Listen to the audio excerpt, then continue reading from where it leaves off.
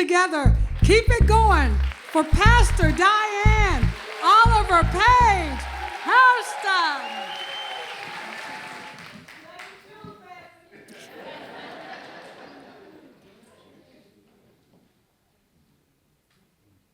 It was a hot August summer night, 1964. I was 10 years old, lying in my bed, singing myself to sleep as usual. He loves me, yeah, yeah, yeah. He loves me, yeah, yeah, yeah, yeah. Baby, baby, where did our love go? Ooh, please don't leave me all by myself. But this night as I slept, I felt this pressure on my chest. I felt this pressure and my hands were being held down. And as I'm in my sleep, I began to struggle, trying to get this heaviness, this pressure off of me. But I couldn't do it. And finally, when I opened my blurred eyes, I could see this image straddled over me. And then I hear the voice say, Diane, go downstairs and slap your daddy. Go downstairs and slap your daddy. I realize now I'm awake. It's my brother Charles. Charles. To me, Charles was everything. He was good looking. He washed his face with Noxzema. He had a comeback Charleston blue coat with cashmere and a mink collar. He wore silk socks and Stacey Adams shoes. Charles was everything to me. I wanted to be just like him, and I didn't care who knew it. Diane, go downstairs and slap your daddy. So I'm running downstairs, and as I'm running, I'm screaming, Daddy, Charles told me to come down here and slap your daddy. Charles told me to come down here and slap your daddy. My dad wakes up. He's disoriented, and he says, what the hell y'all doing down here? What's going on? Charles told me to come down here and slap your daddy. By this time, I hear the front door open. And Charles ran out of the house, and I ran out behind him. But when I got outside, I didn't see him. I looked up and down each side of the street, but I didn't see him. Therefore, I cut through the backyard and went through the alley where we lived on Bewick. And once I got in the alley, I saw the biggest white man I had ever seen. He appeared to be 7 feet tall. It was a Detroit police officer. He says, what are you doing out here? It's 2 o'clock in the morning. I said, I'm looking for my brother. I'm looking for my brother. He ran away. I'm looking for my brother. Looking for your brother. This calm came. He says, come with me. And we continued through the alley and got on the next block, which was Hurlburt. And by that time, I see 2 of my other brothers, and I see my dad. The police officer took me to a house that had this huge picture window, and it was surrounded by yellow and brown stripes. And as I looked in the window, I see my brother rocking back and forth, and I see a woman that's feeding him water and rubbing his back. She was so kind and so compassionate to my brother. I believe it was her compassion that allowed and it caused the police to take my brother. And so now we're walking home. We're walking back down the alley. And as we're walking down the alley, Charles is becoming very agitated. Now, I don't know what he was saying to my father. I just know that whatever he was saying, it wasn't nice. And as soon as we got into our backyard, Charles picks up the water hose and makes it into the sign of a cross. And he says, Diane, look down at your daddy and look up at me. Look down at your daddy and look up at me. I'm looking up and down. I don't know what I'm looking for. But the most amazing thing for me is when I looked and I saw my dad. Big, strong man that would pick up his children, 11 of us, and on either side and swing us around as though we were on an amusement park ride. The man that I would see, I saw him fight 3 grown men and whoop their asses. The man that I thought was fearless.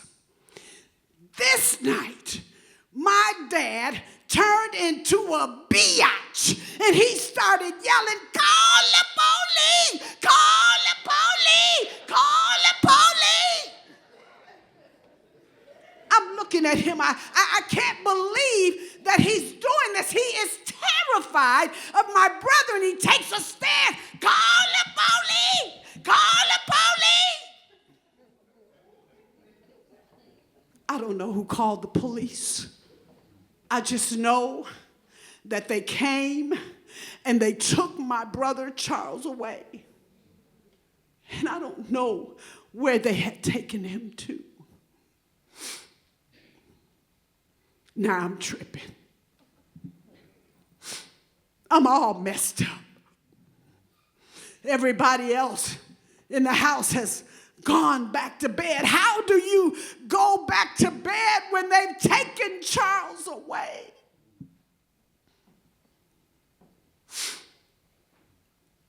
And so I can't sleep. I'm tossing and I'm turning, I'm turning and I'm tossing and I finally began to sing to myself.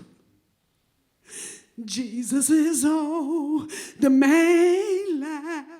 Tell him what you want. Jesus loves me. This I know.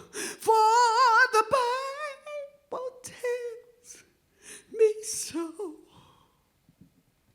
And when I wake up, my mother's there.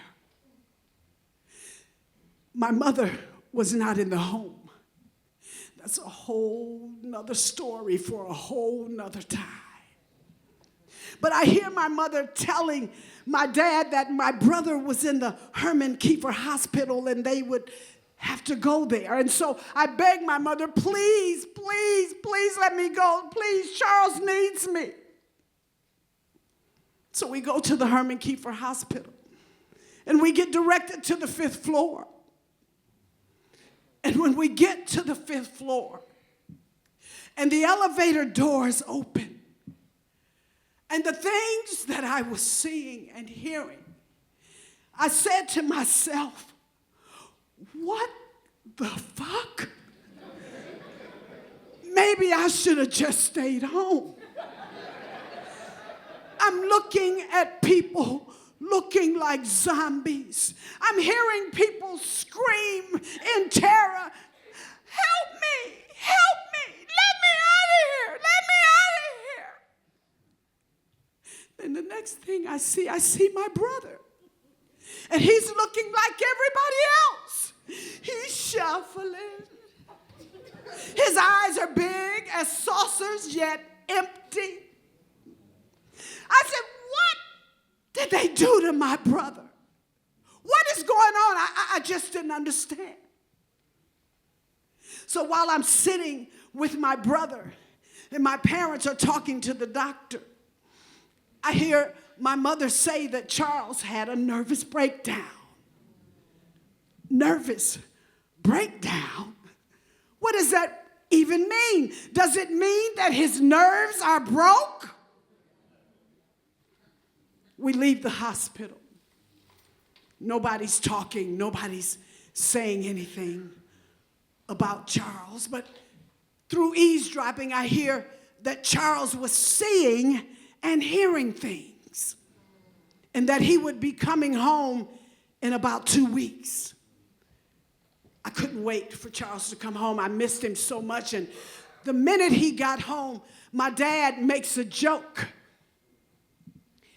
Charles gonna have to be on them seeing and hearing thing, Melissa. He laughed so hard at his own joke. I'm thinking to myself, you stupid. But as I grew older, in my teenage years, and as I became a young woman, and I began to make jokes. I began to laugh when I would see people talking to themselves, or people that didn't know who they were, people that were professing to be Jesus Christ. I laughed. I laughed because that was the way that I learned to cope. I laughed because I was ignorant. I laughed because I was afraid. I come from a family of 12 siblings, and 1/3 of them have been diagnosed as schizophrenic. I laugh because I'm afraid. I watched Charles go from wearing silk socks and Stacey Adams shoes to wearing white socks and sandals. God damn.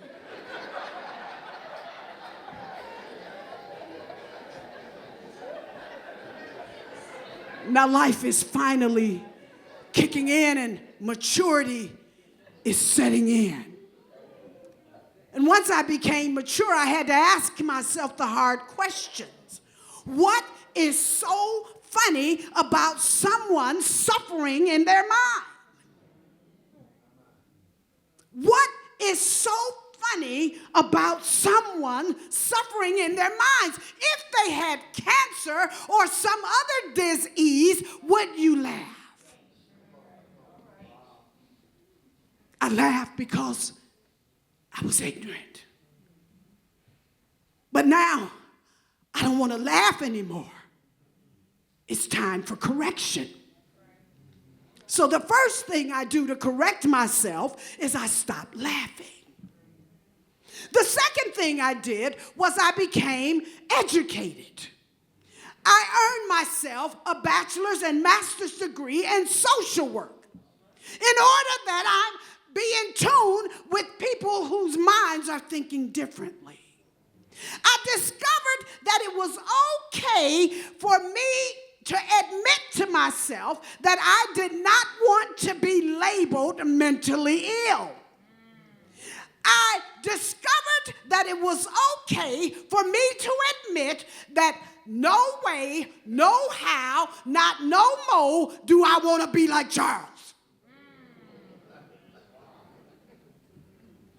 My friends and family call me crazy. One of the third said to me, Diane, you can get SSI. You crazy than a motherfucker. I say, I'm thinking to myself, maybe something is a little wrong with me. So can you tell me how to apply? My father-in-law would say to me, how long have you been fighting mental illness? He would say this after I said something comical. He just didn't know that I had been fighting since I was 10 years old. He didn't know. Yes, it's people like my brother Charles, people like him that truly fight mental illness. My brother thought he could fight mental illness by not taking his medication. See, the medication made him feel normal. And once he stopped taking the medication, he would relapse back into seeing and hearing things. And then he would even get outside and be out there naked because something is chasing him. He learned finally Charles learned after waking up in the hospital too many times that it was a good idea to take his sin and hen thing medicine. So he began to take his medicine in order to keep him balanced. And so it's true that I fight mental illness, but instead of fighting with laughter, I now fight with love. As opposed to fighting with fear, I fight with faith and understanding. As opposed to fighting with stigma, I fight for dignity. And instead of fighting with ignorance, I fight with education. And so it is my hope, and I'm grateful to God that I've never been diagnosed as schizophrenic, someone who is seeing or hearing things. I've never been diagnosed as bipolar, someone who has highs and lows and ups and downs, and they're out there and causing risk to themselves. When I've had my low moments, I was afraid that I would be labeled depressed and not able to function, having lack of motivation, and even sometimes thinking about taking my own life. I thank God that the traumas that I have gone through doesn't repeat themselves on me. That I don't have to live with trauma daily. So it is my hope that we as a society, once we encounter someone whose mind is having an imbalance, that we not laugh, that we not promote stigma, that we will be just as that woman was so kind and compassionate to my brother, that we could return the favor and be kind and compassionate to someone who is suffering from mental illness. And then remember, but for the grace of God, there go I. Thank you for listening.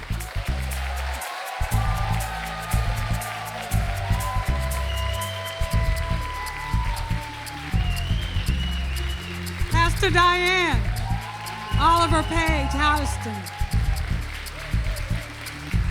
I'd like to call up Sabrina Nelson, Kevin Lightsey.